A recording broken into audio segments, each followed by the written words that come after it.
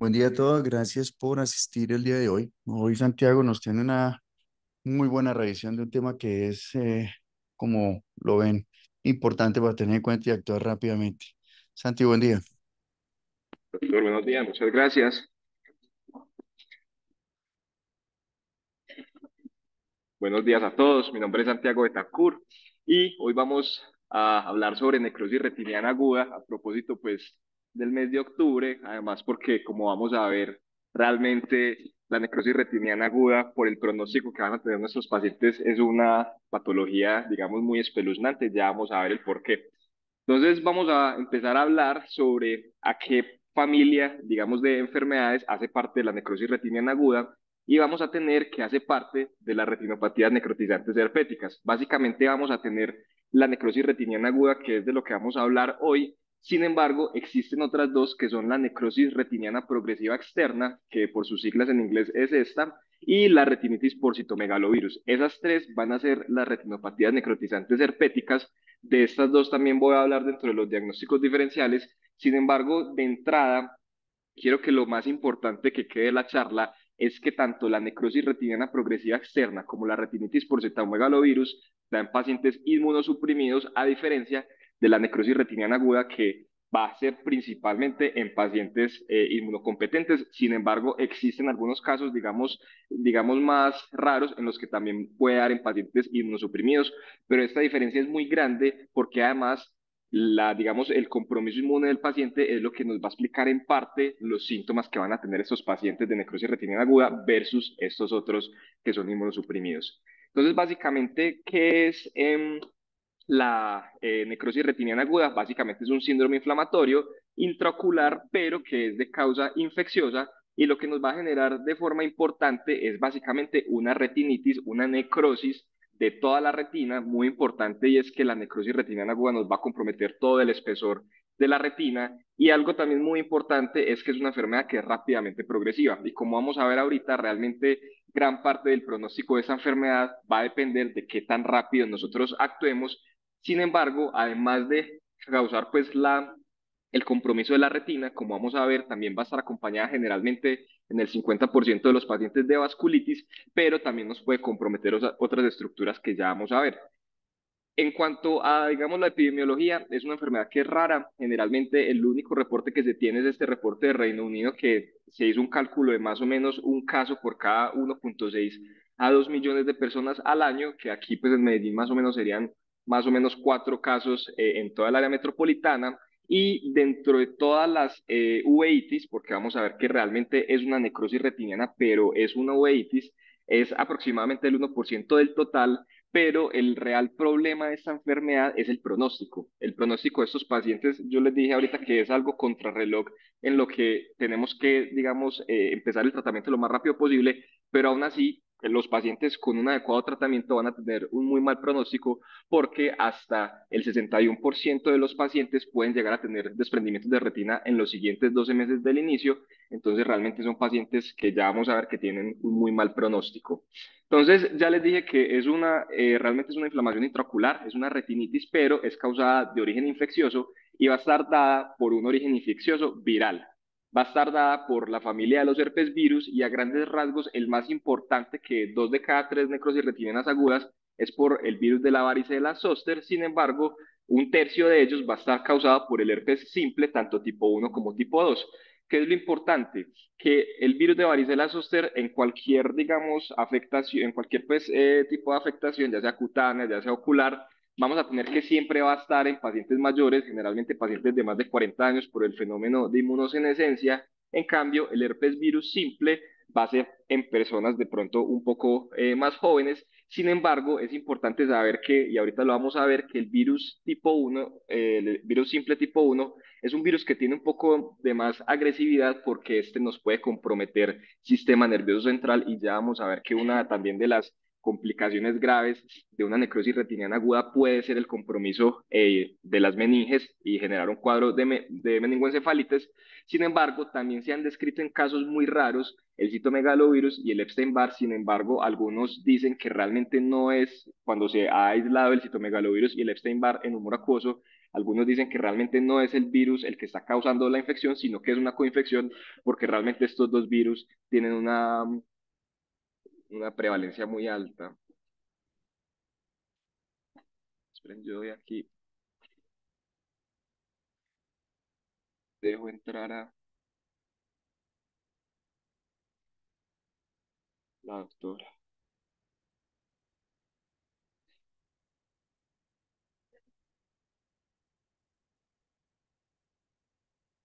Pero no me deja.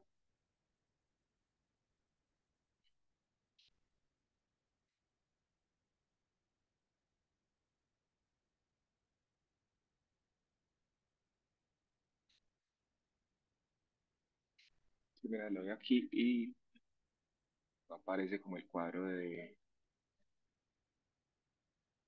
una. Bueno, bueno, y entonces, ¿qué ocurre a nivel, digamos, histopatológico? Entonces, como ya les dije, realmente es una infección viral. Lo que va a generar es que el compromiso va a ser de todo el espesor de la retina. Lo que va a pasar es que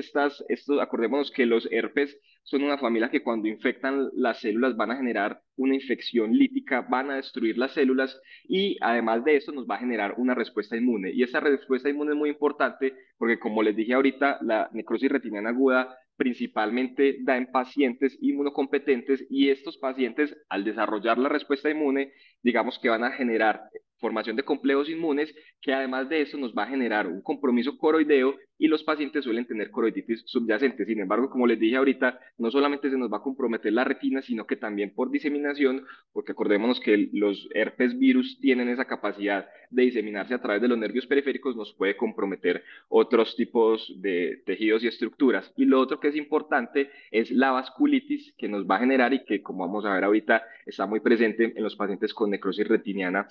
aguda. Entonces, la clínica es la clínica de un paciente que tiene un compromiso en retina más una panuveitis. Entonces, generalmente los pacientes van a tener síntomas de uveitis, generalmente van a presentarse con dolor ocular, con ojo rojo, miosopsias y fotofobia, y por el compromiso en la retina, que realmente en la retina ya les dije que lo que ocurre es una necrosis de espesor completo, los pacientes van a tener una pérdida visual súbita, que generalmente es una pérdida que es rápidamente progresiva. Entonces, lo más frecuente es que sea una panuveitis, sin embargo, ahorita vamos a ver que, digamos, la uveitis anterior puede estar en algunos casos, no siempre puede estar, pero también nosotros podemos tener diseminación hacia la esclera, hacia la epiesclera, podemos tener compromiso de nervio óptico y pues estos pacientes, el síntoma cardinal y que es más importante y que vamos a ver que dentro de los criterios actuales casi que es un criterio fundamental, es los hallazgos de retinitis. Y básicamente esta retinitis, que es por necrosis del espesor total, lo vamos a ver, que ya se los voy a mostrar en fotos, lo vamos a ver como parches blanco-amarillentos muy bien definidos, que lo más importante cuando hablamos de necrosis retiniana aguda y que vamos a ver que eso es un diferencial para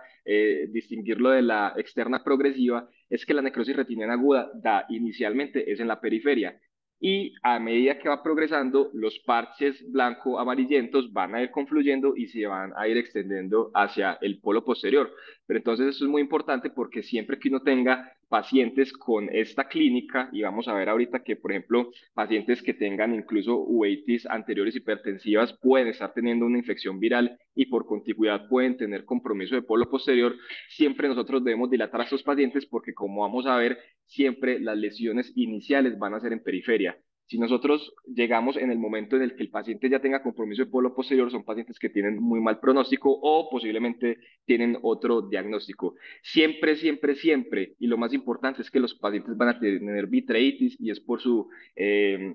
estado inmunocompetente, que esto es lo que los va a diferenciar principalmente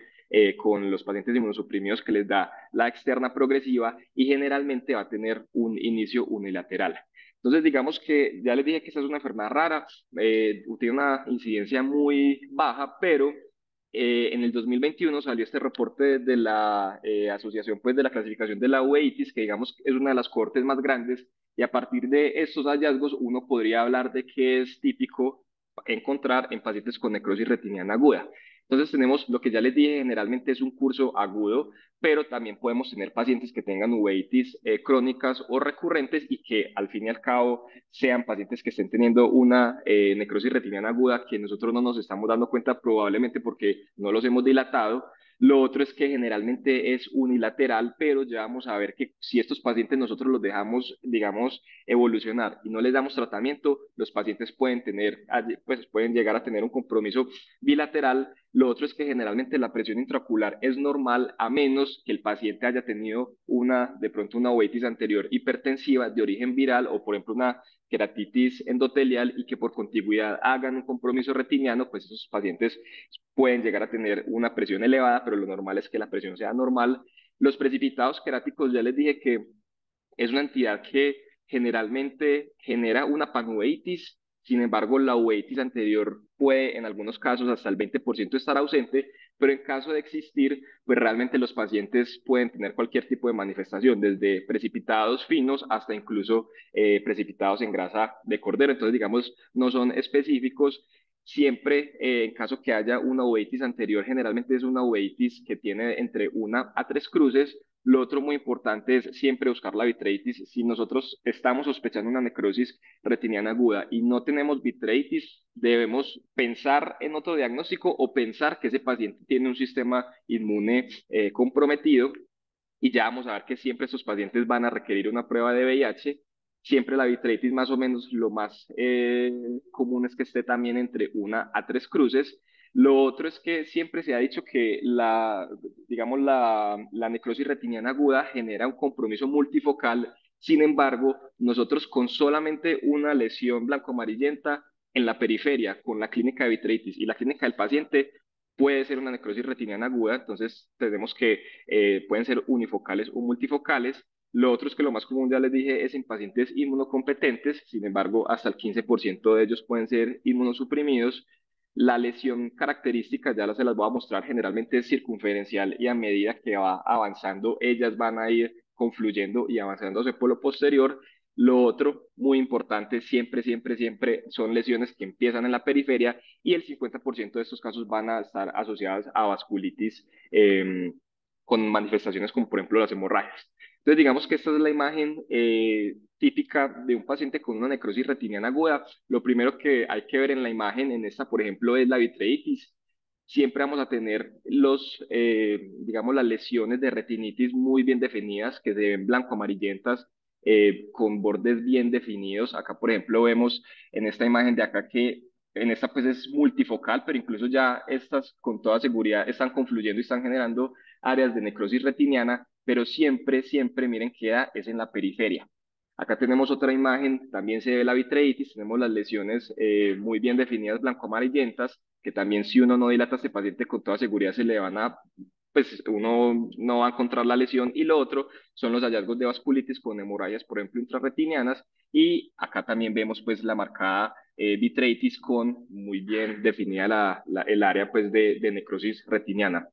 Entonces, ¿cuáles van a ser esos hallazgos típicos de necrosis retiniana aguda? Básicamente, ya les dije, unilateral, es una uveitis aguda unilateral, generalmente la mayoría de los casos con células también en cámara anterior, la mayoría de casos es realmente una panuveitis. Los precipitados, digamos que no nos van a dar gran información, pueden estar presentes, pueden estar ausentes y pueden, en caso de estar presentes, ser de cualquier tipo. Lo más común es que tengan una presión intraocular normal. Lo otro que les dije es que podemos tener compromiso multifocal o unifocal si uno solamente tiene un paciente con pérdida visual aguda, síntomas y signos de uveitis, más una sola lesión blanco-amarillenta bien definida en periferia, también hace sospechar de forma inmediata una necrosis retiniana aguda. Lo otro, siempre vitreitis presente por el estado inmune de estos pacientes y el 50% va a tener además hallazgos de vasculitis que son los que debemos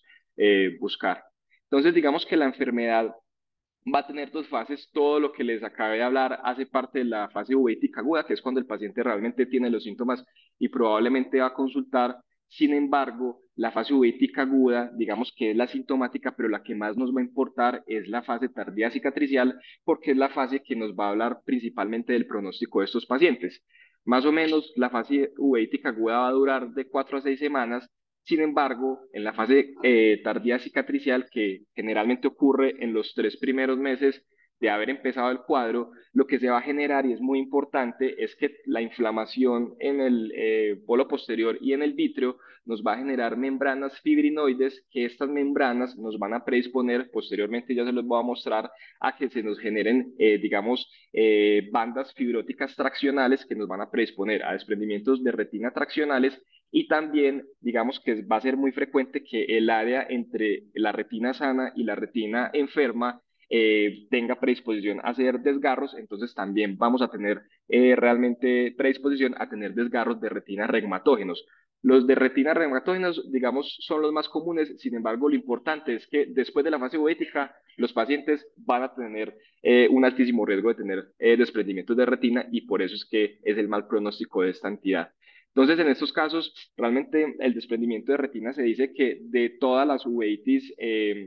la necrosis retiniana aguda realmente es la que más genera desprendimientos de retina, a pesar de, y esto es, digamos, algo muy importante, porque cuando uno habla con el paciente hay que sentarlo y hacerlo, digamos,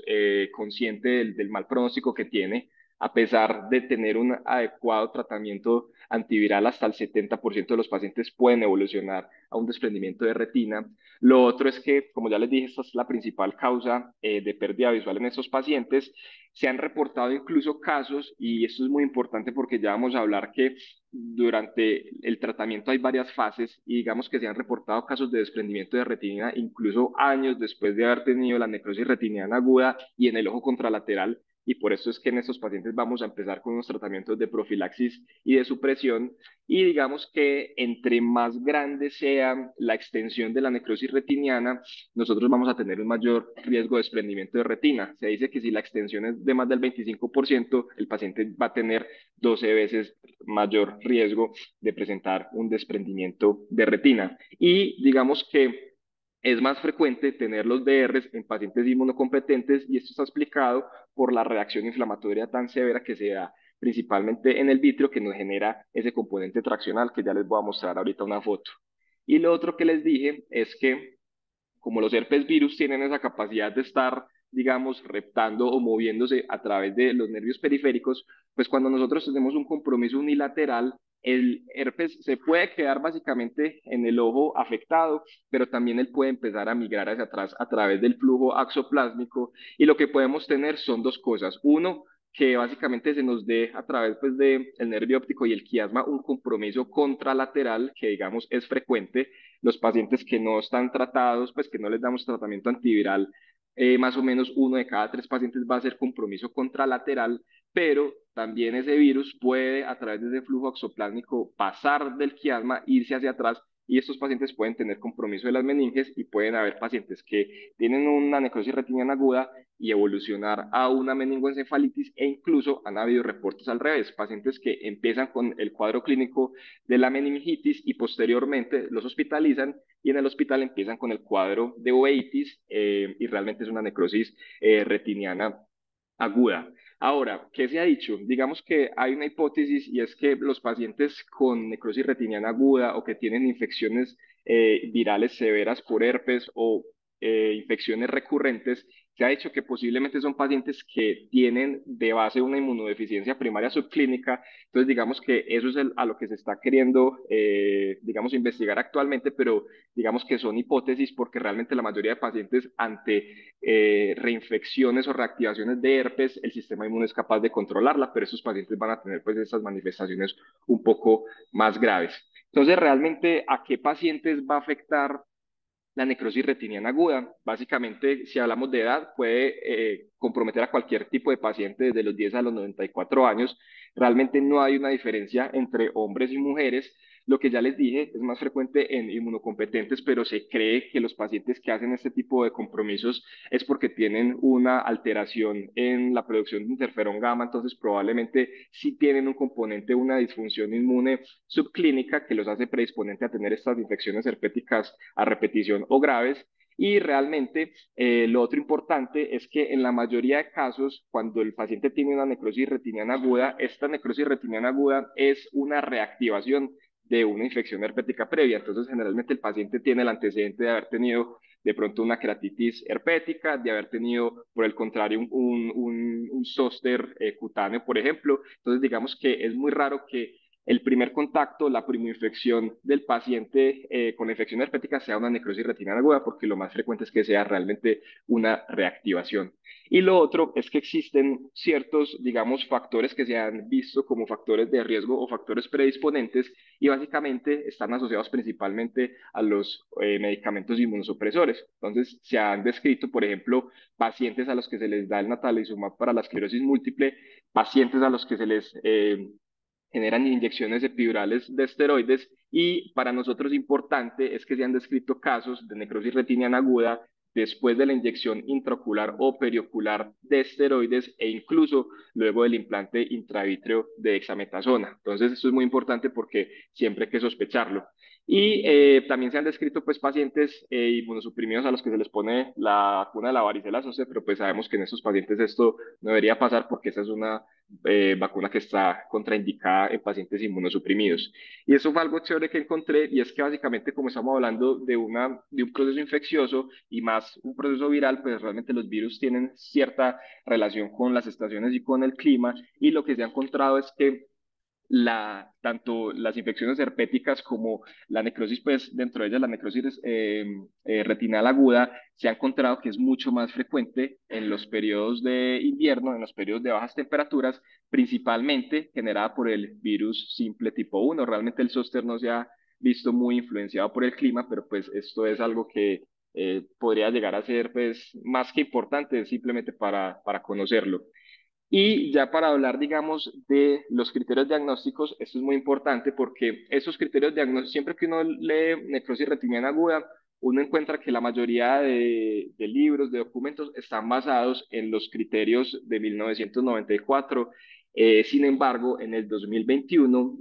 el grupo pues, de nomenclatura de la UEITIS quiso hacer una actualización de esos criterios porque los criterios del 94 tienen un gran problema y es que dentro de uno de los criterios que tienen es que la necrosis debe evolucionar con el tiempo. Y si debe evolucionar con el tiempo, esto significa que debe ser un diagnóstico que se realice en varias visitas del paciente y esto de entrada, sabiendo el mal pronóstico que tienen estos pacientes, realmente es algo muy problemático porque como vamos a ver, realmente esto es contrarreloj y el diagnóstico, una vez se tenga la sospecha clínica, se debe empezar el tratamiento antiviral. Entonces, básicamente, este grupo lo que hizo fue revisar esos criterios y lo que ellos dicen es que cuando se aplican se alcanza, digamos, un 93% de efectividad para clasificarla adecuadamente. Entonces, básicamente son dos criterios. El primer criterio es que el paciente tenga un área de retinitis necrotizante en la periferia, que pues ya fueron las imágenes que les mostré. Ese es el primer criterio y es el criterio que es obligatorio. Y el otro criterio puede ser criterio A o puede ser criterio B. Entonces, el criterio A, ¿cuál es? Si usted tiene la capacidad o usted quiere, dentro de la balanza de riesgo-beneficio, realizarle al paciente un estudio invasivo de PCR, tanto ya sea de humor acuoso o de humor vitro, que de eso ya vamos a hablar, se puede hacer y si sale positiva, usted más, obviamente el hallazgo de la retinitis necrotizante periférica, usted está haciendo el diagnóstico de una necrosis retiniana aguda. Pero si usted no tiene la capacidad de hacer una PCR o usted decide en su paciente que no va a hacer este examen, la otra, digamos, el otro criterio es un criterio netamente clínico que básicamente nos dice que el paciente tenga esa área de necrosis retiniana periférica que sea circunferencial o confluente, que además de eso el paciente tenga signos de vasculitis y que además de eso tenga vitreitis. Por lo tanto, eso es muy importante porque realmente el diagnóstico de la necrosis retiniana aguda, por un lado es un diagnóstico que es clínico y por el otro lado es un diagnóstico que a diferencia de los criterios del 94, es un diagnóstico que se puede hacer únicamente con una visita y eso nos da la oportunidad de empezar los antivirales de forma inmediata. Y lo otro es que en caso, digamos, ellos pueden aquí dos exclusiones. Siempre hay que pedirle al paciente serología de sífilis porque la sífilis puede ser la gran simuladora y en caso de que uno le haga PCR de humor acuoso o de humor vitro a estos pacientes, siempre hay que pedir, y ya también se los voy a mostrar, siempre hay que pedir, además en esa muestra, PCR, citomegalovirus y toxoplasma para descartarlos. Entonces, en ningún momento digamos, de los criterios diagnósticos yo hablé de imágenes porque, como les dije acá, realmente el diagnóstico es un diagnóstico netamente clínico. Sin embargo, pues en caso de uno hacer imágenes, acá les voy a mostrar uno que esperaría encontrar. Entonces, dentro de la OCT y la angiografía fluoresceínica, digamos que son exámenes que dentro de la necrosis retiniana aguda no son tan útiles, además que existe un problema y es que estos pacientes, como ya les dije, generalmente van a tener grados 2, 3 de vitritis, entonces digamos que estos dos exámenes, digamos, ahí pierden su rendimiento, pero en caso de no hacer una OCT, realmente durante la fase aguda lo que vamos a ver es, como ya les dije, el paciente va a tener una necrosis de la retina de espesor completo, pero inicialmente se nos va a generar un compromiso de la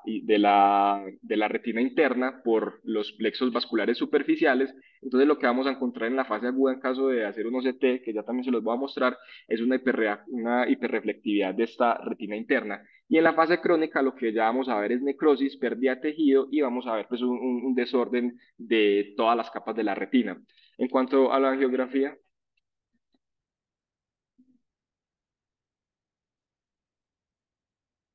ujú,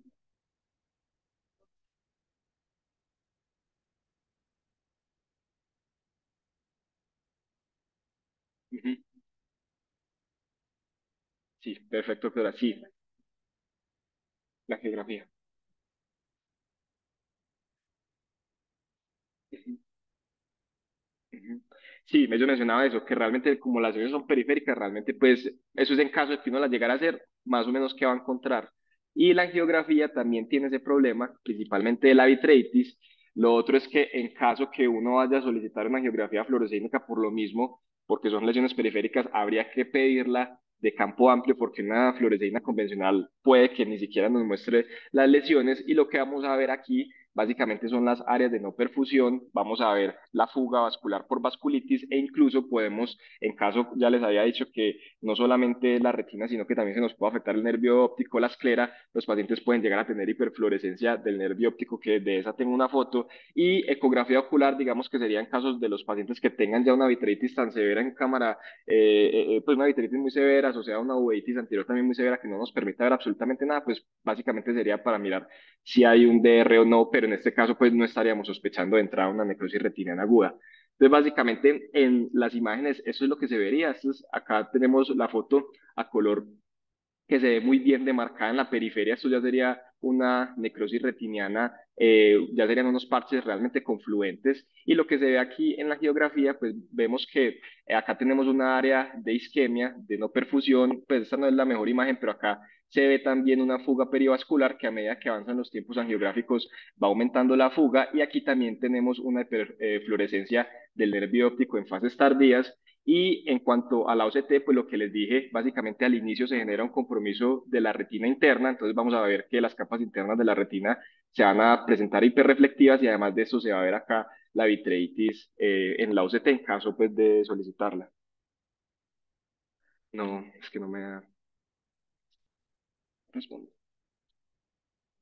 Es que si me salgo aquí no me aparece el...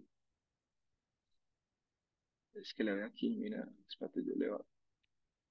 Mira, no aparece allá. No, no. Bueno, y esta imagen se las quise traer porque me pareció muy chévere. Y es que esta es la imagen inicial de un paciente en el día uno de haber consultado al oftalmólogo. Aquí se ven los parches, aunque pues eso es una foto a color. Aquí pues no se ven tan, pues la lesión amarillenta, pero se ve aquí estas lesiones. Pero lo que ellos querían mostrar es que solamente en 4 días realmente las lesiones se hacen cada vez más grandes y empiezan a confluir. Por lo tanto, realmente, como les dije desde un principio, estamos es contra el tiempo. Y esta, digamos que es la complicación de estos pacientes gracias a esa respuesta inflamatoria tan severa en polo posterior y en el vitrio, y es que básicamente, como les dije, se van a generar unos tejidos y unas bandas fibróticas que lo que nos van a generar es una retinopatía proliferativa y que posteriormente esto nos va a generar el gran riesgo, principalmente de los desprendimientos de retina traccionales. Incluso estas fotos de estos dos pacientes, este paciente ya había tenido 3 DR traccionales y este había tenido 2 DR traccionales. Entonces, digamos que en qué pacientes nosotros deberíamos sospechar una necrosis retiniana aguda, pues siempre que tengamos un paciente con un zóster oftálmico con disminución de la agudeza visual marcada, pacientes que tengan una uveitis anterior hipertensiva con compromiso de agudeza visual, por lo que ya les dije, estos pacientes pueden tener primero la uveitis anterior hipertensiva y por contigüidad posteriormente comprometer por lo posterior y retina, y los pacientes que tengan pues, que sean, que uno los, que conozca que sean inmunosuprimidos y que tengan alteraciones visuales, y siempre esos pacientes nosotros los debemos dilatar por el riesgo de que se nos pase una lesión que está en la periferia. Entonces yo les hablé sobre la PCR. Como ya les dije, es un diagnóstico que es clínico, pero la PCR, en caso de, digamos, nosotros considerarla, es un examen que se considera el gold estándar porque alcanza sensibilidades muy altas y también valores predictivos muy altos. Sin embargo, el valor predictivo negativo es del 68%, por lo tanto, una PCR negativa no significa que el paciente no tenga una necrosis retiniana aguda. ¿Cuál es digamos, el cuento con la PCR? Siempre se quiso saber si era más efectiva la PCR en humor acuoso o en humor vítreo, y lo que se sabe es que realmente en necrosis retiniana aguda la PCR tiene un rendimiento igual en cualquiera de las dos. Por lo tanto, pues obviamente para evitar complicaciones uno preferiría tomar una PCR de humor acuoso, y lo que siempre se debe solicitar idealmente es una PCR, un film array múltiple, porque este tipo de PCR nos va a permitir analizar hasta 10 genomas por microlitro, y lo que siempre nosotros debemos pedir en caso de solicitar una PCR, siempre debemos pedir zóster simple tipo 1, tipo 2, citomegalovirus y toxoplasmosis en caso pues de nosotros solicitarla. Sin embargo, que es muy chiquita.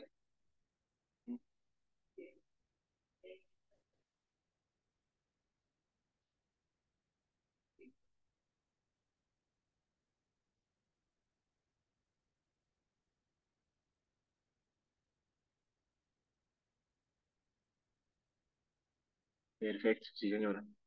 Y lo otro es que, a pesar de que realmente pues la PCR es un examen rápido, nosotros nunca deberíamos esperar el resultado de la PCR, sino que lo que debemos hacer es empezar pues el tratamiento lo más rápido posible. Y en cuanto a la necrosis retiniana externa progresiva, que es, digamos, uno de los diagnósticos diferenciales, pues también es una retinitis necrotizante herpética, lo que ya les dije, principalmente, o bueno, principalmente no, le da es a pacientes inmunosuprimidos, tanto pacientes con VIH como pacientes inmunosuprimidos por otras causas, y digamos que en estos casos ya sí el agente etiológico es el virus de varicela zoster, y en estos pacientes lo que se va a encontrar también son áreas de retinitis de espesor completo, pero la gran diferencia es que esta enfermedad empieza al revés. Al principio nos genera una afectación de polo posterior y él va teniendo una diseminación, es hacia la periferia, a diferencia de la necrosis retiniana, que es al revés, primero periferia y después compromiso de polo posterior. Y por el estado inmune de estos pacientes, como son inmunosuprimidos, no van a generar esa respuesta inflamatoria en el vitrio, por lo tanto los pacientes no van a tener la vitreitis, generalmente tampoco tienen uveitis, y por lo tanto los pacientes se presentan es básicamente con una pérdida aguda de la visión que no es dolorosa. También se dice que, digamos que esa es una discusión, pero todavía no hay respuesta si realmente la necrosis retiniana externa progresiva y la necrosis retiniana aguda son la misma enfermedad o realmente son dos entidades diferentes dependiendo del estado inmune del paciente, pero pues para esto todavía no tenemos respuesta. Y otra de las características, a diferencia, pues que ya se las dije, paciente inmunosuprimido, primero es compromiso de polo posterior, la otra es que nosotros podríamos tener, digamos, la apariencia de barro agrietado, y es básicamente porque clásicamente pues, la necrosis retiniana externa progresiva nos genera un compromiso de polo posterior, pero nos respeta el área perivascular. Listo, que sería pues como más o menos esta imagen, y también aquí se las muestro, lo mismo es los parches de necrosis retiniana que nos respeta el área pues perivascular, y siempre afectando al principio es el polo posterior. Y la retinitis por citomegalovirus, que es el otro diferencial en pacientes inmunosuprimidos, también es una retinitis necrotizante, que también es de espesor total, y esta pues principalmente es a pacientes con VIH con conteos por debajo de 50, también en neonatos con infección congénita o los pacientes post-transplantados, pues que vamos a tener las lesiones características también de retinitis asociadas generalmente es a las hemorragias o la mancha pues en pizza de pepperoni, aunque pues hay otras digamos variantes de presentación. Y en cuanto al tratamiento, digamos que el tratamiento, como les dije, es un tratamiento que se debe instaurar lo más rápido posible. realmente sin tratamiento el pronóstico es pésimo. Hasta el 78% de los pacientes que no reciben tratamiento van a terminar con agudezas visuales muy malas, siendo el principal responsable, ya les dije, el desprendimiento de retina. Y realmente, sin importar si se hace o no PCR de humor acuoso, lo que el paciente debe recibir es tratamiento de forma inmediata. Entonces, digamos que el pilar de tratamiento que tenemos pues en esos pacientes son los medicamentos antivirales, y es muy importante saber que los antivirales no únicamente me van a generar es una regresión de las lesiones de retinitis que tiene el paciente, sino que además de esto va a impactar en el desenlace visual, va a impactar en la incidencia del desprendimiento de retina, y además nos va a disminuir el compromiso o el riesgo del ojo contralateral. Y eso es muy importante porque pues les he dicho todo el rato que es una enfermedad que realmente genera pues un compromiso ocular, pero como ya les dije, esto es a partir de una reactivación sistémica. Por lo tanto, lo que nosotros debemos hacer en el tratamiento, que eso es algo muy importante, es controlar básicamente esa infección sistémica para evitar el compromiso del ojito contralateral. Entonces, dentro del tratamiento, estos son, digamos que, los dos grandes medicamentos que tenemos disponibles, el aciclovir y el balaciclovir. El aciclovir oral acá no sirve, no se debe usar porque realmente no alcanza niveles séricos ni niveles intraculares terapéuticos. Por lo tanto, nunca sus pacientes deben recibir aciclovir oral, sino que en caso de considerarlo, debe ser un tratamiento intravenoso. Se dice que a dosis de 13 miligramos kilo cada 8 horas se producen niveles o concentraciones 3 veces por encima de la concentración mínima inhibitoria, y lo que permiten estos medicamentos es que nosotros tengamos, por un lado, una regresión de las lesiones que estamos evidenciando en el fondo de ojo del paciente. Más o menos a los 4 días estas empiezan a regresar, y lo otro es que nos evita que el paciente tenga nuevas lesiones. Sin embargo, digamos que gracias a los nuevos medicamentos antivirales que se han desarrollado, digamos que se ha querido encontrar alternativas para el tratamiento intravenoso, y lo que se ha encontrado es que el balaciclovir, que es una prodroga del aciclovir, básicamente logra biodisponibilidades intraoculares equivalentes al aciclovir intravenoso, y eso es muy importante porque realmente el balaciclovir oral se convierte en una alternativa ambulatoria para estos pacientes, porque antes se consideraba que una necrosis retiniana aguda era equivalente a hospitalizar al paciente, pero con el balaciclovir oral pues realmente tenemos esa opción de manejarlos en la casa. Ahora, ¿en qué pacientes vamos a, digamos, tener la oportunidad de utilizar, o en qué pacientes vamos a preferir utilizar aciclovir intravenoso versus el oral? Y básicamente es en pacientes con difícil acceso al sistema de salud, ancianos o que tengan poca adherencia al tratamiento oral, serían pacientes intravenosos. Por lo tanto, todos los otros serían pacientes candidatos para manejarlos en la casa. Sin embargo, acá hay un gran problema. Básicamente, bueno, son dos problemas. Uno, el sistema de salud, en el que nosotros no somos capaces de garantizarle al paciente que realmente sí se le va a dar de forma inmediata el balaciclovir. Además, el costo, vamos a ver que el tratamiento, la fase de inducción son más o menos 7 a 10 días, y más o menos el tratamiento con balaciclovir oral, más o menos la caja de 10 vale 100.000 pesos y son más o menos 7 cajas. Y realmente pues lo que nosotros tenemos que garantizar es que al paciente inmediatamente le hagamos el diagnóstico, se le empiece el medicamento. Entonces digamos que por las condiciones sociales casi que todos los pacientes van a terminar hospitalizados con manejo intravenoso, pero lo que... Ujú. Ajá, exactamente. Y pero realmente lo que les quería mostrar es que los dos son efectivos para la terapia de inducción. Sin embargo, pues por las condiciones, el intravenoso sigue siendo nuestro medio, pues el ideal. Y ya les voy a mostrar pues cómo es la dosis, pero lo otro que les quería mostrar es que sin tratamiento ya les dije que hasta uno de cada 3 pacientes, el 36% va a tener compromiso del ojo contralateral a las 6 semanas siguientes. Sin embargo, con el inicio de los antivirales, que ojo, deben ser antivirales sistémicos, por lo que ya les dije, es una infección sistémica con compromiso ocular, baja hasta el 3%, y digamos que ese riesgo es altísimo en las primeras 14 semanas. Sin embargo, y ya se los voy a mostrar en el algoritmo, la terapia de mantenimiento que le debemos dar a sus pacientes con el antiviral debe ser por al mínimo 6 meses, y lo recomendado es por 12 meses, pero mínimo nosotros debemos a sus pacientes darles tratamiento sistémico para evitar es básicamente el compromiso contralateral, y que el paciente pues vaya a tener también obviamente un desprendimiento de retina en el ojo contralateral. Entonces, en cuanto a los antivirales intravítreos, básicamente son unos medicamentos que van a tener muchas ventajas. Uno es que van a lograr tener concentraciones muy altas, evitando efectos sistémicos, toxicidad retiniana. Lo otro es que incluso si uno tiene resistencia sistémica, por ejemplo, al aciclovir, y le pone aciclovir intravítreo al paciente por esas altas concentraciones del medicamento, esto logra vencer la resistencia a algunas cepas resistentes. Pero el gran problema de los antivirales intravítreos es que son medicamentos que nos van a controlar la infección intraocular en el ojo afectado, pero no nos van a controlar o no nos van a disminuir el riesgo de compromiso contralateral. Entonces, realmente los antivirales intravítreos son medicamentos muy buenos, pero que realmente son tratamientos, como ya vamos a ver, son medicamentos ayudantes porque la terapia debe ser una terapia sistémica. Sí, no, era un ejemplo que uno le ponga que es resistente, pero con la concentración intravítrea de cualquier antiviral, uno es capaz de vencer resistencia. Y es, el ganciclovir. Se aplican, ya vamos a hablar también un poquito de los foscarnet, pero son una o dos inyecciones semanales hasta evidenciar regresión de la enfermedad. Y realmente esto pues se ha estudiado muy bien, se han comparado terapia únicamente con antiviral oral, con antiviral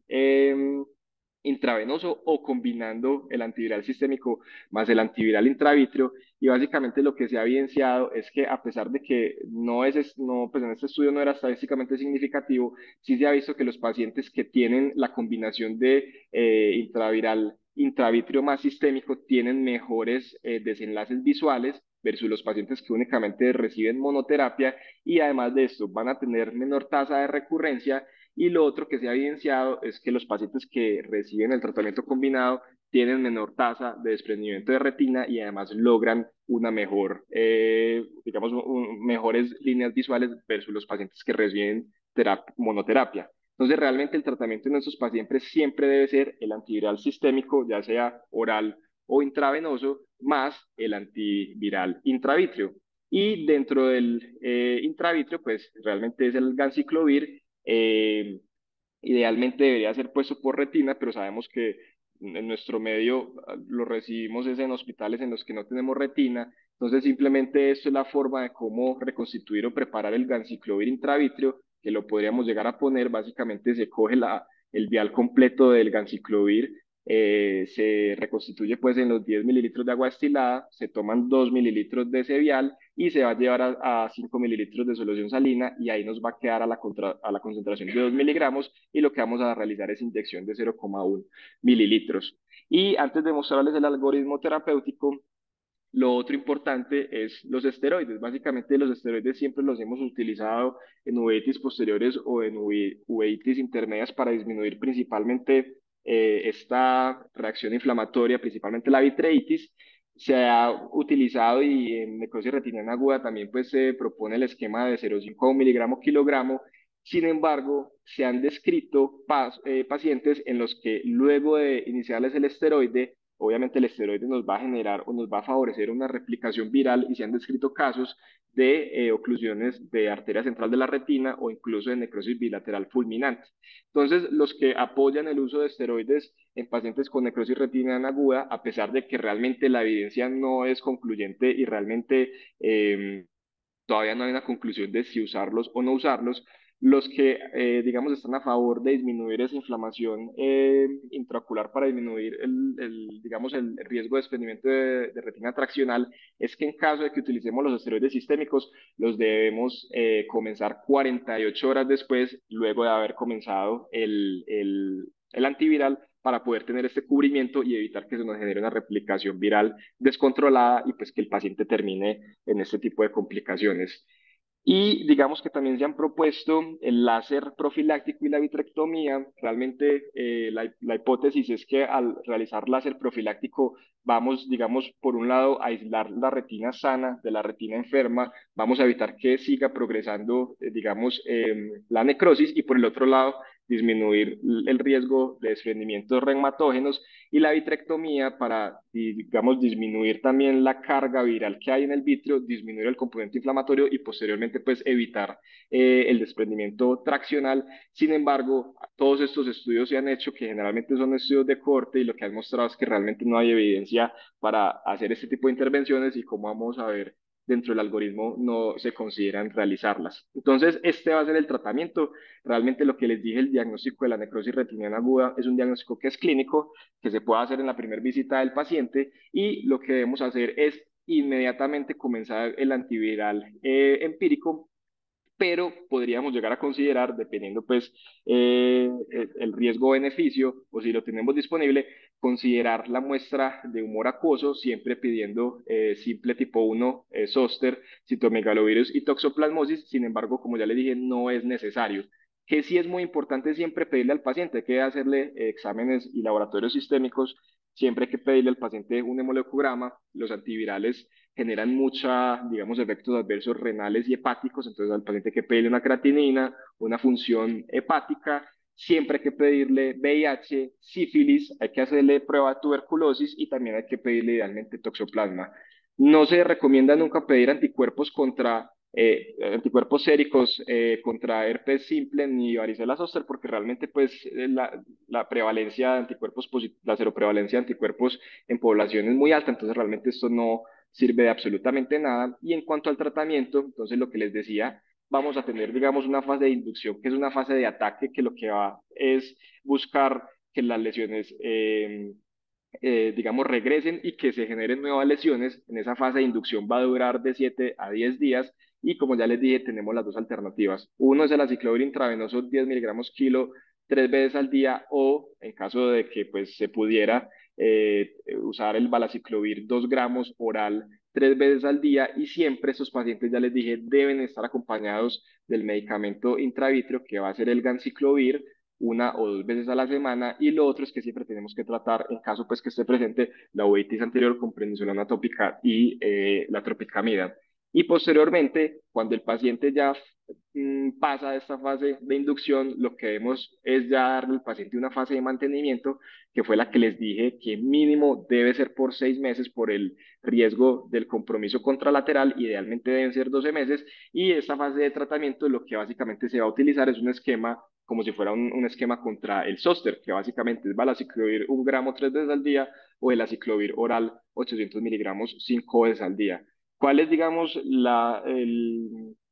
digamos, como la gran discusión en la necrosis retiniana aguda es si estos pacientes se benefician o no de darles profilaxis de por vida, básicamente por el alto riesgo de reactivación, compromiso contralateral y posteriormente desprendimiento de retina. Y digamos que muchos autores, por ese mal pronóstico que nos genera la enfermedad y porque muchas veces esos pacientes casi que quedan con ojos únicos, digamos que apoyan darles al paciente ya de por vida una profilaxis con balaciclovir 1 gramo, sin embargo, esto ya queda esa consideración de riesgo-beneficio del oftalmólogo. Y básicamente,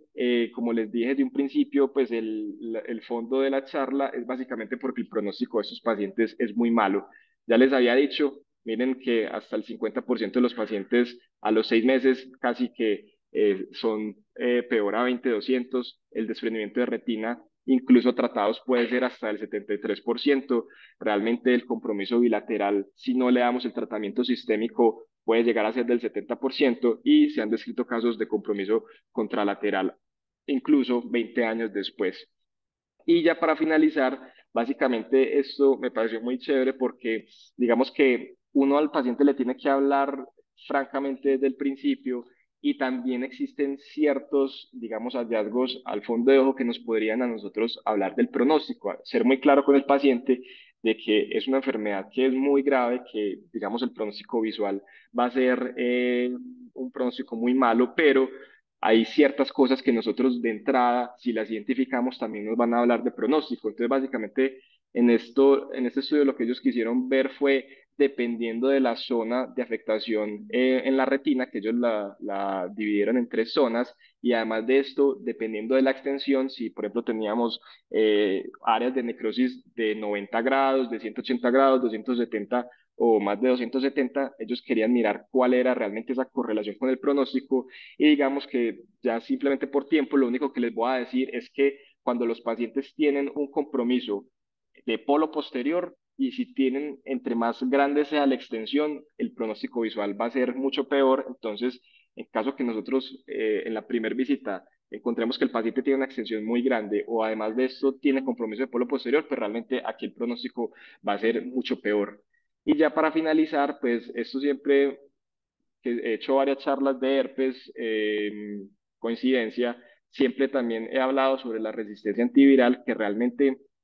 eso es un problema que va en aumento. Básicamente es por la sobrevida que están teniendo los pacientes principalmente con VIH. Realmente en pacientes inmunocompetentes tener cepas de herpes resistente es muy raro, es menos del 1%, pero en pacientes inmunosuprimidos que ya han estado expuestos a larga data de aciclovir por otro tipo de compromisos, pues realmente la resistencia aumenta hasta el 30% y realmente eso es un problema muy grande. Sin embargo, en necrosis retiniana aguda, pues se han propuesto principalmente el uso del Forscarnet, tanto intravenoso como también se podría considerar intravitrio, como una medida salvadora en caso de uno tener un paciente que a pesar de estar dándole la terapia sistémica más la terapia intravítrea, no esté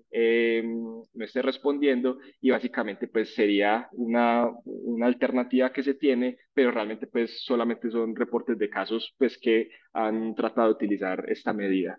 Y ya para concluir, básicamente la necrosis retiniana aguda, como les dije desde un principio, es un diagnóstico contrarreloj porque realmente a pesar de que el paciente va a tener de entrada un pronóstico muy malo, pues realmente nosotros podemos que no sea muy malo, sino básicamente que sea un poquito mejor. Lo que les dije, a pesar de tratamiento adecuado, es muy mal pronóstico. Siempre considerar posibilidad de tratamiento ambulatorio, sin embargo, como les dije, por las condiciones de nuestro sistema, generalmente estos pacientes van a terminar hospitalizados, pero quiero que quede que no solamente lo único que hay es el aciclovir intravenoso, siempre, siempre, siempre hay que descartar en estos pacientes VIH, ¿cierto? Lo que les dije,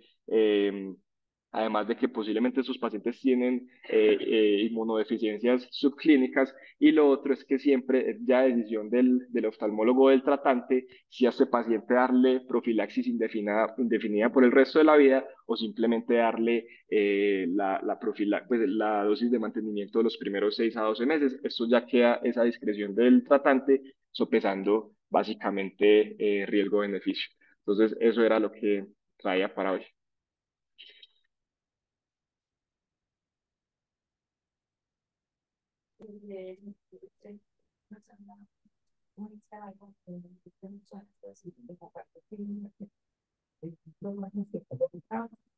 Es una entidad muy rara, pero que queremos presentar. Y yo quise preguntar, Pablo,